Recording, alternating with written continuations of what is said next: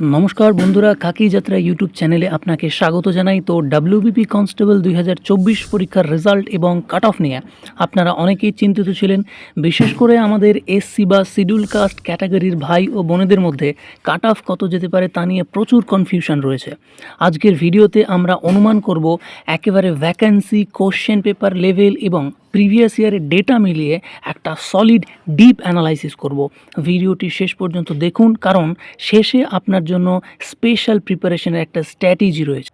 প্রথমেই তোমাদের বুঝতে হবে যে এবছরের কম্পিটিশনটার আসল ছবি কী। দেখো, 2024 সালে যে রিক্রুটমেন্ট, তাতে মোট ভ্যাকেন্সি আমাদের রয়েছে 11,749টি, যা বিগত বছরের তুলনায় মোটামুটি বেশ ভালো। তো নিয়ম অনুযায়ী এসসিদের জন্য তোমরা জানো একটা বড় অংশ সংরক্ষিত থাকে, তো শূন্যপদ বেশি থাকায় বোঝাই যাচ্ছে যে এবছরের কাট অফে তার একটা পজিটিভ প্রভাব পড়বে। তো যাই হোক, পজিটিভ প্রভাব পড়ার পাশাপাশি তোমাদের মনে রাখতে হবে আরেকটা কথা, যে এবছরের যে প্রশ্নপত্র সেটা কিন্তু একেবারেই সহজ হয়নি। তোমরা দেখেছো জিকে এবং কারেন্ট অ্যাফেয়ার্স মডারেট লেভেলের হলেও ম্যাথ এবং রিজনিংয়ের যে সেকশন ছিল সেগুলির কোশ্চেন কিন্তু একেবারে অন্যান্য বছরের তুলনায় যথেষ্ট টাফ লেভেলের ছিল। এর সাথে রয়েছে একটা নেগেটিভ মার্কিংয়ের প্রেশার। তাই যারা একটু সময় নিয়ে বা ভেবে টঙ্কগুলি করতে যাচ্ছিল, রিজনিং করতে যাচ্ছিল, তাদের তো সময় পেরিয়ে যাচ্ছিল। আর যারা একটু গোলমাল করে আন্দাজে মারতে যাচ্ছিল তাদের কিন্তু নেগেটিভের হারটা বেশি বেড়ে গেছে। তাই যারা ভাবছে যে কাট অফ আকাশ ছোঁয়া যাবে, তাদেরকে একটু শান্ত থাকতে বলবো আমি। কারণ কোশ্চেন মডারেট হওয়ার কারণে কাট অফ এর উপরে একটা ব্যালেন্স তৈরি হবে, অর্থাৎ কাট অফ কিন্তু একটা ব্যালেন্স জায়গাতেই থাকবে। তোমরা যারা যারা ভাবছো যে কাট অফ হাই যাবে, তাদের বলবো যে কয়েকটা কোশ্চেনের স্ক্রিনশট দেখো, আমি দিয়ে দিয়েছি। এই কোশ্চেনগুলো দেখো। এই কোশ্চেনগুলো যারা করতে গেছে তাদের কিন্তু এক একটা কোশ্চেন প্রতি প্রায় 2-3 মিনিট সময় গেছে। তাই একদিকে টাইম যাওয়ার প্রেশার, অপরদিকে ভুল না হওয়ার প্রেশার, এইগুলি করতে গিয়ে কিন্তু অনেকেরই কী হয়েছে, নেগেটিভ মার্কিং গেছে, অপরদিকে একটা কোশ্চেনও কিন্তু বাদ পড়ে গেছে। আর অপরদিকে দেখবে তোমরা 85টা কোশ্চেনের মধ্যে অলরেডি কিন্তু পিআরবি 3টা কোশ্চেন বাদ করে দিয়েছে।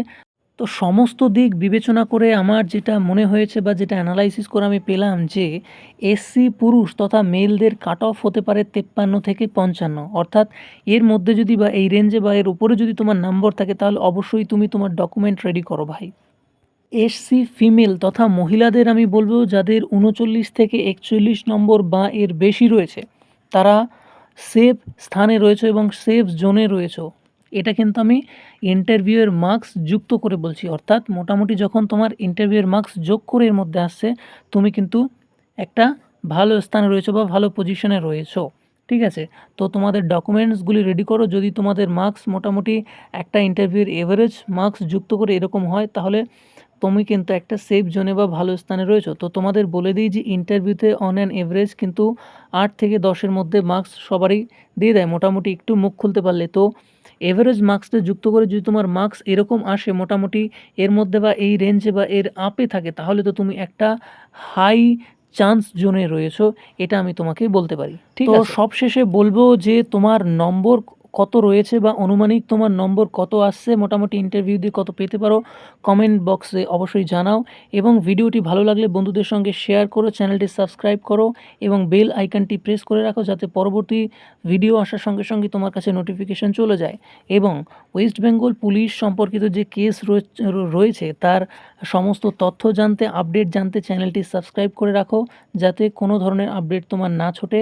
এবং কবে রেজাল্ট আসতে পারে তার সম্ভাব্য ডেট সম্পর্কেও পরবর্তীতে আমরা আলোচনা করব। তাই চ্যানেলটি সাবস্ক্রাইব করে রাখো।